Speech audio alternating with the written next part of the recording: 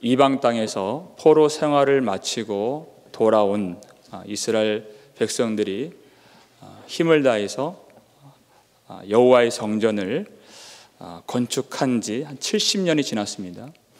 시간이 지나니까 그 성전이 어떻게 되었습니까? 거의 방치되다시피 그렇게 되었다.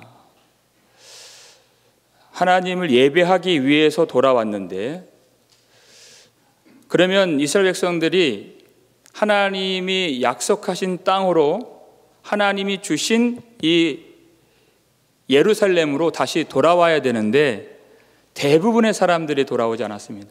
왜냐하면 70년간 이미 거기에 집을 지어놓고 가게를 세워놓고 삶의 기반이 다 안정된 삶의 기반이 다 거기에 있었기 때문에 해방이 되었지만 돌아오지 않는 사람이 태반이었고, 지금 이 느헤미야의 공동체처럼 돌아온 사람들은 그리 많지 않았습니다. 소수였어요. 그러니까 그들의 그 마음속에 있는 하나님을 섬기고자 하는, 하나님을 예배하고자 하는 열망이 얼마나 뜨거웠는가를 알 수 있는 대목이죠. 그들이 어려운 형편, 이 황무지가 된 땅에서 하나님을 섬기기 위해서 성전을 지었고, 그리고 70년이 지났습니다. 지나놓고 보니까 그 성전이 어떻게 되었을까요? 거의 방치가 되다시피 그렇게 되었다 하는 것이. 그래서 회개가 필요했고, 회개를 통해서 예배를 개혁하고 성전을 개혁하는 내용이에요. 오늘 보면 마지막 절 39절 마지막 부분에 그리하여 뭐라고 되어 있어요? 우리가 우리 하나님의 전을 버려두지 아니하리라, 이렇게 결단했다는 것입니다. 버려두지 아니하리라. 무슨 얘기예요? 성전을 지금 거의 방치시켜 놓다시피 자기 생활에 얽매여서 고향 땅에 돌아와 보니까 있는 것이 아무것도 없어요. 자기 삶에 얽매여서 예배를 등한히 하고 성전 봉사를 등한히 한, 온전한 예배를 드리지 못한 지 오래되어버린 그런 상태였다는 것입니다. 그래서 회개하면서 결단하기를, 이제는 우리가 우리 하나님의 전을 버려두지 아니하리라 결단한 것입니다. 예배를 개혁해야 되겠다. 그래서 실제적인 이 개혁의 내용이 오늘 본문에 나타나고 있습니다. 우리 35절 말씀을 성경책을 보시면서 함께 읽겠습니다. 해마다 우리 토지 소산의 만물과 각종 과목의 첫 열매를 여호와의 전에 드리기로 하였고. 아멘. 예배를 개혁하기 위해서 하는 일이에요. 토지 소산의 첫 열매를 여호와의 전에 드리기로 하였고, 이게 지금 잘 안 되고 있었다는 뜻이에요. 이것은 율법으로 규정이 된 내용입니다. 해야 되는 의무이고 책임인데 그것을 안 하고 있었다는 얘기예요. 출애굽기 23장 19절 말씀인데요, 읽겠습니다. 내 토지에서 처음 거둔 열매에 가장 좋은 것을 가져다가 너희 하나님 여호와의 전에 드릴지니라. 아멘. 내 토지에서, 그랬어요. 토지, 처음 난 열매가 있지 않겠습니까? 거기에서 가장 좋은 것을 엄선해서, 아무거나 드리는 게 아니에요. 가장 좋은 것을 선별해서 그것을 여호와의 전에 드리라 하는 것이에요. 왜 그렇게 하나님 명령하셨을까요? 토지의 소산은 다 하나님이 우리에게 은혜로 주신 것임을 알게 하시려고. 네, 알게 하시려고. 여러분, 토지는 누가 주신 것입니까? 하나님이 주신 것이죠. 하나님이 이스라엘 백성들에게 땅을 주신 것이에요. 약속의 땅을 주신 것이에요. 그들의 노력과 그들의 힘으로 얻은 것이 아니라 하나님의 은혜로 얻은 것입니다. 그것을 알라는 것이, 땅이 있다고 열매가 맺혀지는 것은 아니에요. 땅이 있지만 안 될 때도 많이 있습니다. 그러나 그 땅 가운데에서 소출이 있게 하신 분은 누구십니까? 하나님이세요. 그것을 인정하고 깨닫고 고백하게 하시려고. 우리가 자주 빠지는 착각이 있는데요, 그것은 뭐냐면 내가 열심히 일해서 소출을 얻었다라는 착각이에요. 내가 열심히 수고해서 얻게 되었다. 우리는 다 거기에 쉽게 넘어집니다. 맞습니까? 그게? 고린도전서 4장 7절 말씀인데요, 읽겠습니다. 누가 너를 남달리 구별하였느냐? 내게 있는 것 중에 받지 아니한 것이 무엇이냐? 내가 받았은즉 어찌하여 받지 아니한 것 같이 자랑하느냐? 자기를 돌아보라는 것이에요. 내게 있는 것 중에 받지 아니한 것이 무엇이냐 하는 것이에요. 우리가 가진 것 중에, 우리가 누리는 것 중에, 우리 안에 있는 것 중에 받지 않은 것이 하나도 없다는 것입니다. 내가 만들거나 내가 일해서 벌어들인 것이 아니라 우리가 누리는 모든 것은 다 하나님의 은혜로 말미암는 것들이라는 것이에요. 그것을 아느냐는 것이에요. 자기가 했다고 생각하는 사람들에게서는 뭐가 나와요? 자랑이 나온다는 것입니다. 내가 만들었다, 내가 수고했다, 그래서 얻었다라는 자랑이 나. 광야에서의 시험은 주림이었습니다. 근데 약속의 땅에서의 시험은 자랑이었습니다. 자랑이 나온다는 것이에요. 하나님이 그것을 아셨죠. 어떤 말을 할 것인지를 아셨어요. 신명기 8장 17절 18절 읽겠습니다. 그러나 내가 마음에 이르기를 내 능력과 내 손의 힘으로 내가 이 재물을 얻었다 말할 것이라. 내 하나님 여호와를 기억하라. 그가 내게 재물 얻을 능력을 주셨음이라. 아멘. 여러분, 약속의 땅에서의 시험 아주 무서운 시험이에요. 우리가 배불리 먹을 때의 시험이에요. 그때 뭐라고 말하게 된다 그랬습니까? 내 능력과 내 손의 힘으로 내가 이 재물을 얻었다라는 것이, 내가 했다라는 말이 나온다는 것이, 내가 이루었다라는 말이 그냥 자동으로 나온다는 것이, 그게 시험이에요. 하나님을 망각한 시험. 하나님의 명령이 무엇입니까? 내 하나님 여호와를 기억하라는 것이에요. 나에게서 자랑이, 나에 대한 자랑이 나온다는 것은 하나님을 잊고 살고 있다는 뜻이에요. 우리가 자랑할 수 있는 것은 단 한 가지, 오직 하나님의 은혜로 되었습니다라는 것이에요. 하나님의 은혜만을 자랑하는 거예요. 예수 그리스도 외에는 결코 자랑할 것이 없는 것이 성도의 고백인 것입니다. 내가 한 것이 아무것도 없습니다. 하나님이 다 주신 것이에요. 다 주신 것이에요. 그래서 예배 드릴 때 가장 중요한 마음이 뭐냐? 감사하는 마음이에요. 감사하는 마음. 하나님이 다 하셨습니다라는 고백이죠. 시편 100편 4절 말씀인데요, 읽겠습니다. 감사함으로 그의 문에 들어가며 찬송함으로 그의 궁정에 들어가서 그에게 감사하며 그의 이름을 송축할지어다. 아멘. 인생에 있어서 가장 중요한 문제, 하나님의 임재 안으로 들어갈 수 있느냐, 들어갈 수 없느냐, 하나님의 궁정의 문을 통과할 수 있느냐, 통과하지 못하느냐 하는 것이, 들어가는 자에게 그 마음속에 어떤 마음이 있어요? 감사함으로, 감사함으로.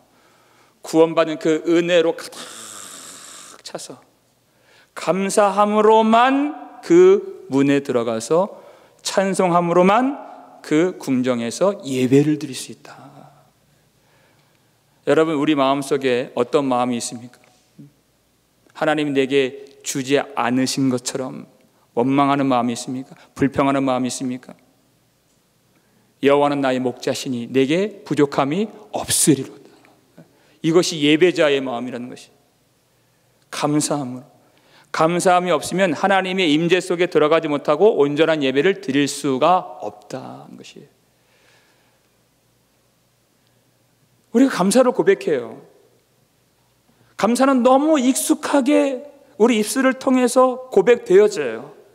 그런데 오늘 이 말씀 보니까 어떻게 감사를 고백하느냐에 대한 실제적인 내용이 들어있어요. 어떻게 고백하느냐. 36절 말씀인데요. 읽겠습니다. 또 우리의 맏아들들과 가축의 처음 난 것과 소와 양의 처음 난 것을 율법에 기록된 대로 우리 하나님의 전으로 가져다가 우리 하나님의 전에서 섬기는 제사장들에게 주고. 이게 예배 개혁이고 이것이 감사함으로 하나님의 궁정에 들어가는 그런 모습이다라는 것이. 맏아들을 하나님의 전에 바치고 가축의 첫 태생을 하나님께 바치는 것. 어떻게 감사를 고백해요? 나에게 있어 가장 귀한 것을 드리는 것이. 여러분, 이 명령을 언제 주셨을까요? 출애굽기 13장 2절 말씀인데 읽겠습니다. 이스라엘 자손 중에서 사람이나 짐승을 막론하고 태에서 처음 난 모든 것은 다 거룩히 구별하여 내게 돌리라. 이는 내 것이니라 하시니라. 아멘. 처음 난 것은 다 하나님께 돌리라는 거예요. 땅에서 처음 난 만물, 소산도 하나님께 돌리고, 태에서 난 것, 태에서 난 것은 여러분 사람의 힘으로 낳는 것입니까? 하나님이 주신 것이에요. 그러니까 사람이나 짐승이나 막론하고 짐승의 첫 새끼가 수컷이면 하나님께 돌리는 것이. 그래서 희생 제물로 바치게끔 되어 있습니다. 사람이 낳은 첫 아들 하나님께 돌리는 것이. 이때는 희생 제물로 바치는 것이 아니라 속전을 내므로써 대속하여 바치는 것이. 속전을 드림으로써 그 아들을 하나님께 돌리는 것이. 죽일 수는 없으니까요. 무슨 뜻이에요? 이 맏아들이, 이 첫 태생이, 그리고 나의 모든 소산이, 나의 모든 태생이 다 하나님의 것입니다. 하나님이 주셨습니다. 라는 고백이죠. 여러분, 이 명령을 주신 것이 출애굽기 13장이에요. 13장의 문맥이 어떤 내용이에요? 하나님이 애굽에 10가지 재앙을 내리실 때 10번째 재앙이, 그 재앙이 뭐예요? 애굽에 있는 모든 첫 태생을 죽이시는 재앙이에요. 왕의 아들이든 아니면 어느 한 가정집의 가축의 첫 새끼든 장자가 죽는 재앙이에요. 애굽 땅에 있는 모든 장자는 죽어요. 그런데 이스라엘 백성들도 애굽 땅에 있었어요. 근데 하나님이 살 길을 이스라엘 백성들에게만 주시죠. 무엇입니까? 어린 양을 잡아서 어린 양의 피를 그 집 임방과 두 문 설주에 바르라. 그 피를 뿌리라.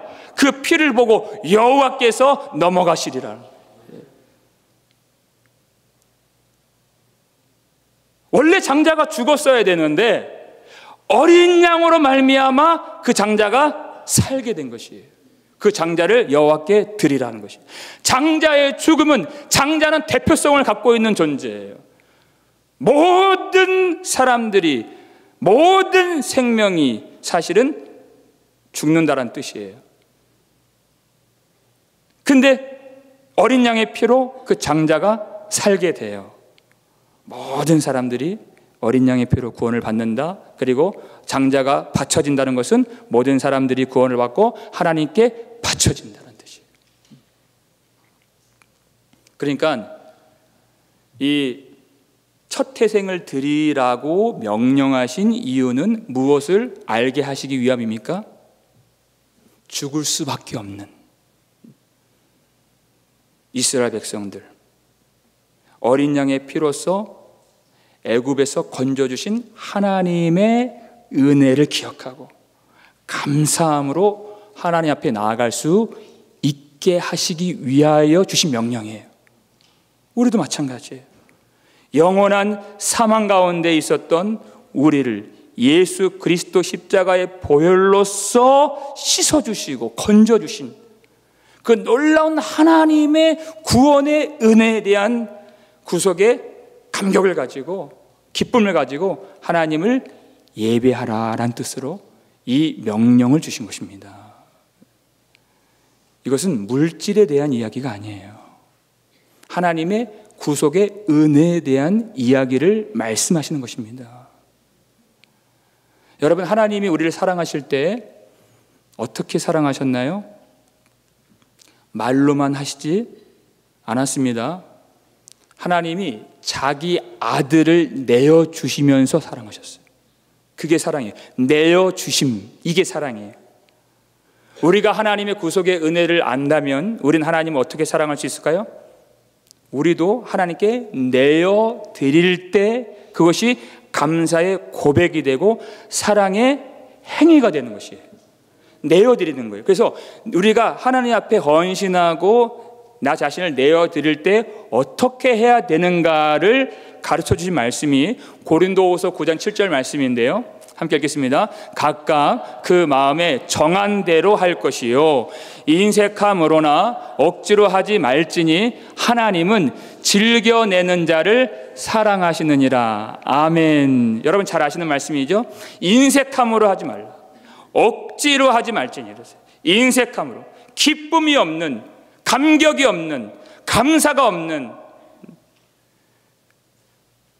하나님께 드리는 것이 아까워서 안절부절 못하는, 마음에 내키지 않는 어떤 강압에 의한 그러한 헌신, 그러한 헌물은 하나님이 기쁘게 받으실 수가 없다는 것입니다. 여러분, 이건 돈의 문제가 아니에요. 하나님은 즐겨내는 자를 사랑하시느니라. 사랑의 문제예요. 즐겨낸다는 것은 무슨 뜻이에요? 그 마음속이에요. 그가 얼마나 가졌는지의 문제가 아니라 그 마음이 무엇으로 채워져 있는가. 하나님이 나를 구속해 주신 은혜로 주장되어 있는 그 은혜가 그를 지배하고 있는 상태, 은혜에 이끌림 받는 그 상태, 다른 것들은 전혀 보이지 않고 생각되지 아니하고 나를 위해서 십자가에 자기를 버리신 예수 그리스도 외에는 아무것도 보여지지 않는 그 상태, 그때 하나님께 드릴 때 즐거운 마음으로 드릴 수 있게 된다는 것이에요. 여러분, 우리 마음속에 하나님의 은혜가 있어서 내가 그 은혜 지배를 받고 있는지 은혜 지배를 받고 있지 않는지를 보는 것은 아주 간단해요. 내가 하나님께 드릴 때, 헌신할 때, 그리고 헌물을 드릴 때 내 마음에 기쁨이 있는가, 정말 즐거운 마음으로 드리는가를 보시면 돼요. 그럼 내 마음속에 무엇이 들어있는가 훤히 다 보인다. 인색함으로 아니에요. 하나님의 은혜가 우리 속에 있다면 그럴 수 없다라는 뜻이에요.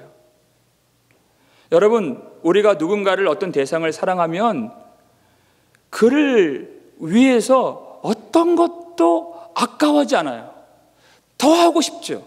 그가 말려도 더 하고 싶고, 그리고 더 주고 싶고, 이게 사랑이에요. 하나님이 우리에게 그렇게 해 주셨어요. 자기 아들을 아끼지 아니하시고 이렇게 주셨어요. 우리에게 내주신 하나님, 우리도 그 마음이 있을 수 있다는 것입니다. 아낌없이 하나님 앞에 더 드리고 싶고, 더 하고 싶고, 그리고 더 주님께 나아가고 싶은 마음. 율법으로 제한된 수준이 아니에요. 10의 1이든 10의 2든 어떤 정해진 수준이 아니에요. 내 마음에 정한 대로라고 말씀하셨어요. 내 마음에 정한 대로. 우리 속에 성령이 계시기 때문에 하나님은 우리를 가르치시려고 10의 하나를 요구하시지만 하나님의 사랑은 그것보다 훨씬 더 크고 위대한 것이에요. 가장 작은 수준이 법이라고 했어요.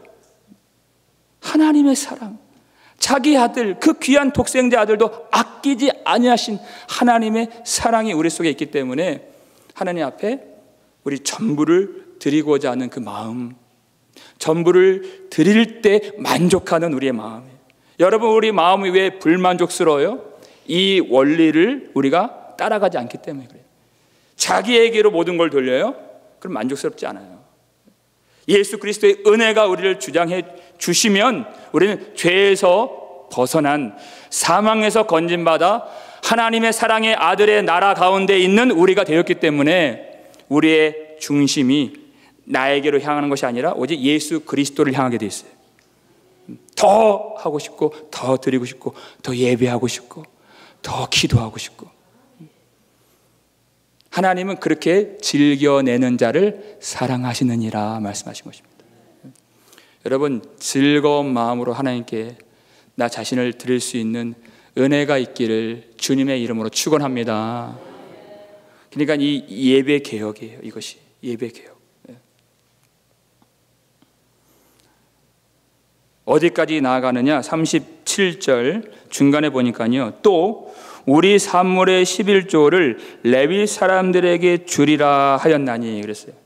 이게 지금까지 잘 안 되고 있었다는 뜻이에요. 하나님이 명령하셨죠. 여러분, 하나님이 11조를 왜 드리라고 하셨을까요?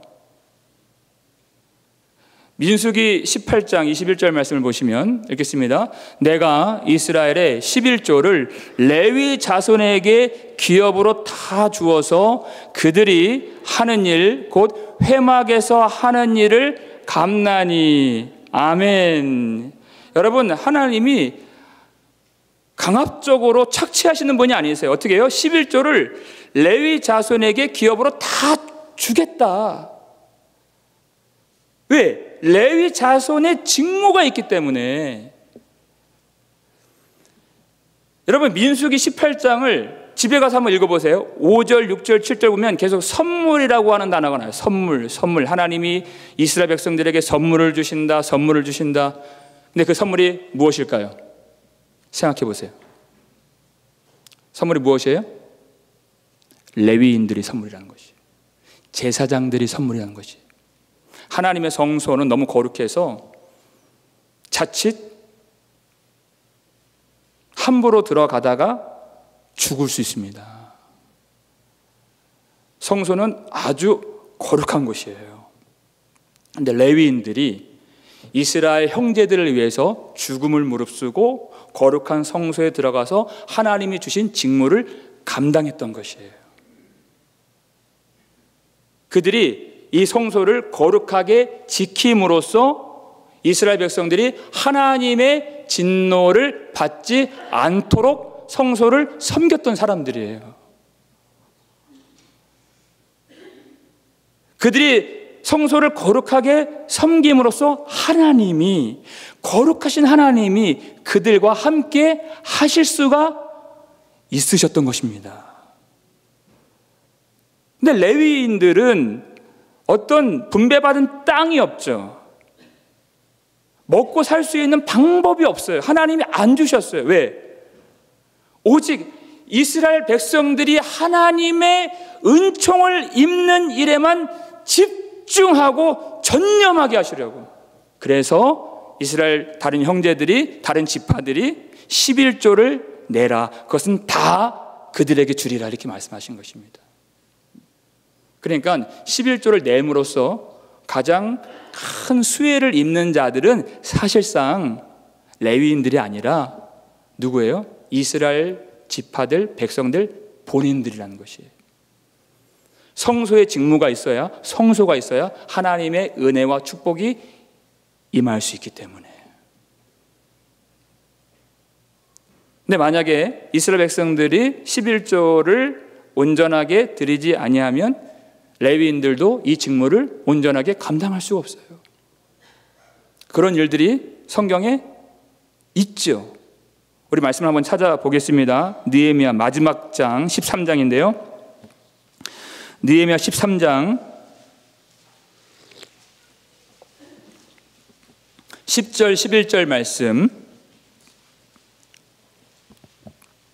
느헤미야 13장 10절 11절 읽겠습니다. 내가 또 알아본즉 레위 사람들이 받을 몫을 주지 아니하였으므로 그 직무를 행하는 레위 사람들과 노래하는 자들이 각각 자기 밭으로 도망하였기로 내가 모든 민장들을 꾸짖어 이르기를 하나님의 전이 어찌하여 버린 바 되었느냐 하고 곧 레위 사람들을 불러 모아 다시 제 자리에 세웠더니. 아멘. 이런 일들이 실제 벌어졌어요. 레위 사람들에게로 돌아갈 목, 그 율법으로 규정된 그 몫이 그들에게 가지 않았어요. 왜? 11조가 없기 때문에, 드릴 것이 없기 때문에. 그러니까 이들이 어떻게 해요? 자기 직무를 버리고 성소를 떠나서 자기 먹고 살 길 찾아서 도망을 쳤다는 것입니다.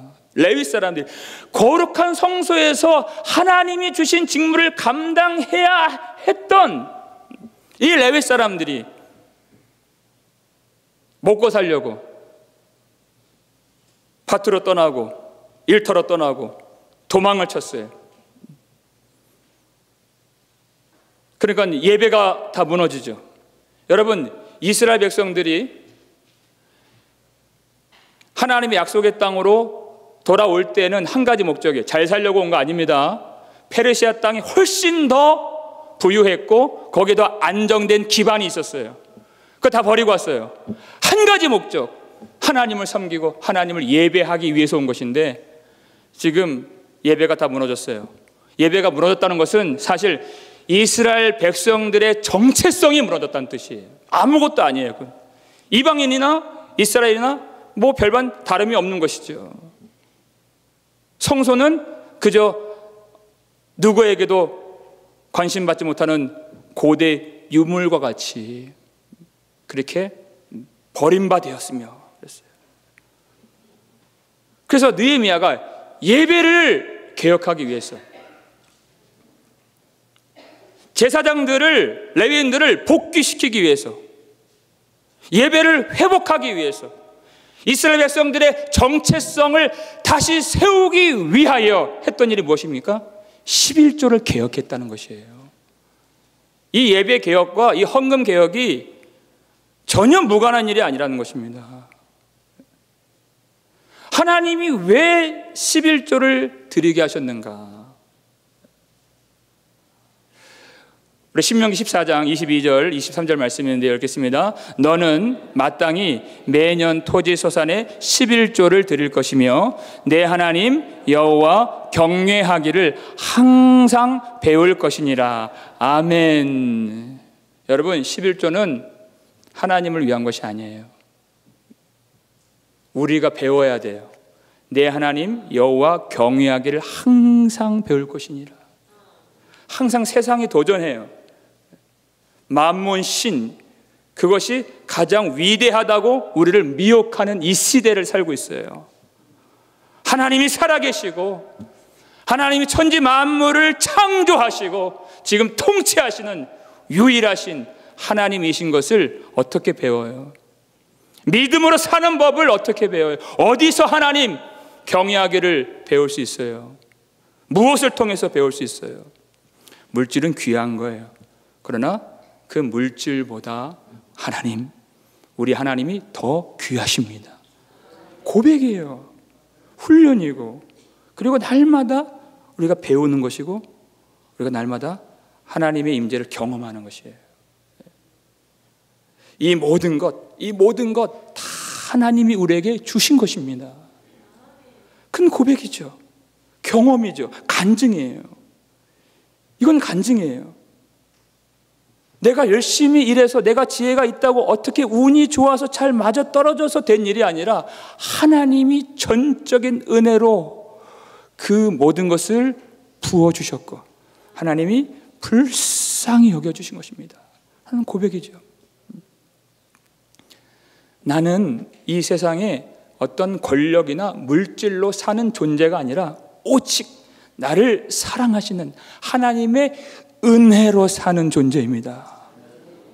하나님만이 나의 큰 상급이시며 예수 그리스도만이 나의 가장 귀한 참 보배가 되십니다 라는 고백이에요.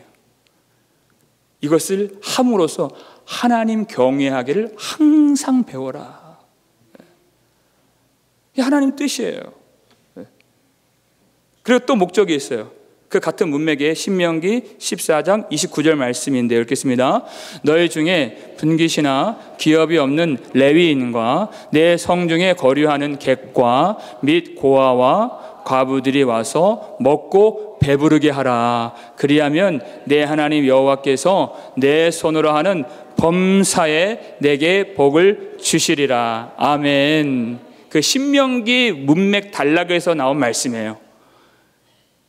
내 분깃 중에서 내 공동체 중에서 분깃이나 기업이 없는 레위인과 그리고 성 중에 어떤 사람이 있어요? 거류하는 객, 나그네가 있다. 고아가 있다. 과부가 있다. 그들은 먹을 것이 없다. 그러나 그들이 와서 너희들 공동체로 와서 먹고 배부르게 할 수 있도록 11조를 내라는 것이에요. 하나님의 시선이 어디에 있는가? 하나님의 시선이. 그냥 교회 화려한 이 교회 건물 지으라고 하나님 명하셨는가? 하나님이 배 부르시려고 명하셨는가?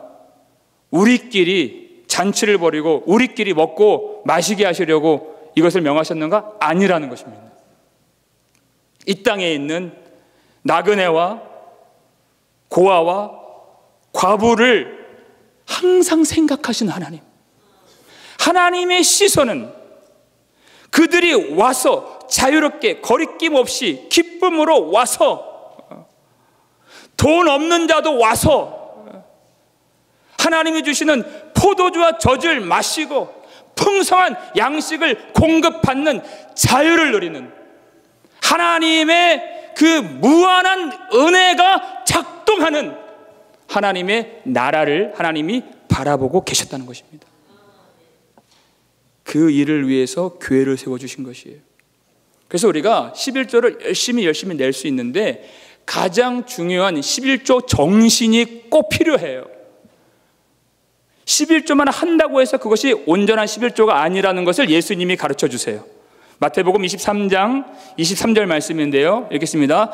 화 있을진저 외식하는 서기관들과 바리새인들이여, 너희가 박하와 회향과 근체에 11조는 드리되 율법에 더 중한 바 정의와 긍휼과 믿음은 버렸도다. 그러나 이것도 행하고 저것도 버리지 말아야 할지니라. 아멘. 그들이 철저하게 아주 작은 이 박하 잎 하나까지도 11조를 떼어서 드리는, 그렇게 계산을 해서 11조를 드리는 그런 바리새인들에게 하나님이 저주를 선포하십니다. 화 있을진저 이렇게 말했어요. 그것이 11조가 아니다. 11조 안에는 반드시 있어야 할 것이 있는데 율법에 더 중한 바 정의와 긍휼과 믿음은 너희가 버렸도다. 긍휼이 뭐예요? 불쌍히 여기는 마음이에요. 11조를 왜 하게 하셨는지 그 근본 정신을 잃어버린 거예요. 하나님의 뜻이 무엇인지 모르고 형식만 남아있는 거예요. 그 안에 내용이 없어요. 하나님이 그것을 하게 하신 궁극적인 목적은 사랑에 있다는 것입니다. 정의를 행하고 사랑을 베풀고 그것이 믿음의 삶으로 발현되는, 이것을 잃어버리고 내가 했습니다, 나는 할 것 다 했습니다 라고 자기 의의를 자랑했다는 것입니다. 아니요, 그것은 아니에요. 하나님이 원하시는 11조가 무엇인가? 반드시 긍휼과 사랑이 담겨 있어야 된다. 그 사랑이 없으면 아무것도 한 것이 아니다. 여러분, 하나님 우리에게 기가 막힌 복을 주셨다는 것입니다. 그것을 통해서 하나님 무엇을 바라보세요? 하나님의 나라를 바라보시죠. 이 땅에 있는, 교회가 세워진 이 땅에 있는 그 거민들, 고아, 과부를 하나님이 생각하시고 이 어두운 세상에 교회를 빛으로 삼으시고, 이 고통 가득한 이 시대 가운데에서 교회를 복된 존재로 세우셨다는 것입니다. 여러분, 우리 교회가 그냥 우리 교회만 부유하고 우리끼리만 잔치를 벌이고 우리끼리만 감사한다고 고백하는 예배가 되지 말고, 이 라하브라 지역에 이 어두운 땅을 비추는 하나님이 쓰시는 이 세상에 빛이 되는 교회가 될 수 있기를 주의 이름으로 축원합니다. 이 오렌지 카운티 지역에 환난 당한 자들이 기쁨으로 피할 수 있는 피난처 같은 우리 복음 장로 교회 될 수 있기를 주님의 이름으로 축원합니다. 하나님이 교회를, 성도를 어떻게 바라보시는가를 한번 생각해 보세요. 그 일을 누구에게 맡기셨는가? 교회를 어떻게 바라보시는가? 무엇으로 바라보시는가? 여러분, 이 땅에 있는 대부분의 사람들은 무엇을 바라보며 살고 있습니까? 내가 아무리 많은 것들을 소유했다 할지라도 더 갖고 싶고, 더 벌고 싶고, 더 소유하고 싶고, 더 누리고 싶고, 그 욕심이 그를 주장하고 있어요. 아무리 큰 재벌이라 할지라도 더 끊임없이 그 물질의 소유를 향한 그 끊임없는 목마름을 갖고 있어요. 그렇죠? 그리고 대부분의 사람들, 자기의 가난한 형편을 바라보면서, 자기의 처량한 처지를 바라보면서 그렇게 살고 있어요. 우리도 그들 중에 있었습니다. 그들 중에 있었던 우리를 예수 그리스도의 보혈로서 건져내 주신 것이에요. 이 사망의 땅에 있었던, 돈이 최고의 신이 되어버린 이 죽음의 땅에 있었던 우리를 건져내 주셔서 참 유일하신 하나님을 보게 해주신 것이에요. 예수 그리스도의 십자가 보혈을 통하여 우리를 구속해 주신 하나님의 은혜의 영광을 보게 해주신 것입니다. 새로운 피조물로 만들어 주신 것이에요. 그가 바라보는 것이 전혀 다른 것이에요. 전혀 다른 것이에요. 사는 방향이, 인생의 목적이, 나를 왜 불러주셨고 내가 왜 이 땅을 살아가는지에 대한 그 길이 전혀 달라진 새로운 피조물로 빚어주신 것입니다. 이제는 나에게 모든 것을 돌려서 내가 먹고 내가 마시고 내가 즐겁고 내가 기쁜 것이 목적이 아니라 나를 위하여 자기를 십자가에 버리신 예수 그리스도를 위하여, 하나님의 나라를 위하여 사는 하나님의 자녀가 되었다. 하나님의 자녀가 되었다. 너희는 세상의 빛이라 하셨습니다. 얼마나 교회를 존귀하게 여기시는가. 너희는 세상의 빛이라, 너로 말미암아 천하 만민이 복을 얻으리라 하십니다. 이 존귀한 백성이 되었다는 뜻이에요. 이건 물질의 이야기가 아니에요. 그 복음의 위대함을 누리고 있는가? 믿음으로 사는 하나님의 자녀인가? 여러분, 이 한 번밖에 없는 이 인생, 가난에 궁핍함에 허덕이면서 날마다 돈 걱정에 빠지면서 사는 그런 존재로 우리를 부르시려고, 돈 하는 우리로 부르시려고 예수 그리스도를 십자가에 내어 주셨겠습니까? 아니라는 얘기예요. 그렇게 치졸하게 살라고 우리를 부르신 하나님이 아니라는 것입니다.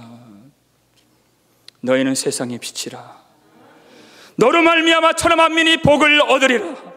교회는 하나님이 이 세상을 구원하시는 방법이라는 것입니다. 하나님의 자녀라는 것이에요. 이 교회를 통해서 위대한 일을 하나님이 이루신다는 것이에요. 이것도 모르고 11조 논쟁이 있고 해야 되는지 말아야 되는지 거기에만 빠져 있어요. 왜 하나님이 이것을 하게 하셨는지 그 중심, 하나님의 복음, 하나님의 나라를 보지 못할 때가 많이 있다는 것입니다. 얼마나 교회를 하나님이 위대하게 쓰기를 원하시는가, 얼마나 존귀하게 보시는가. 여러분, 하나님께서 이것을 드리라고 하실 때 이스라엘 자손 중에서라고 하나님이 딱 못을 박으셨어요. 드리고 싶어도요, 드릴 수가 없어요. 다른 사람들은. 드린다는 것이 얼마나 놀라운 특권이고 영광인지 아실 수 있기를 주님의 이름으로 축원합니다. 드린다는 것, 나 자신을 드린다는 것. 그러기 위해서는요, 여러분, 우리가 이제는 나 중심의 삶에서 벗어나야 돼요. 내 생활에 얽매여서 성전을 등한히 했던 이들이 회개를 했죠. 자기 생활에 얽매이는 자기 중심성을 버려야 해요. 내가 어떻게 살 수 있을까 하는 그런 염려와 자기 생각과 착각에서 벗어나야 돼요. 우리는 하나님의 것, 너희는 값으로 산 것이 되었으니 너희 몸으로 하나님께 영광을 돌리라. 하나님의 소유가 되었다는 것이에요. 어떻게 거기서 벗어날 수 있어요? 우리를 위하여 자기를 버리신 예수 그리스도를 바라보는 것이에요. 하나님의 그 부요한 은혜가 우리 구주 예수 그리스도 안에 있다는 것.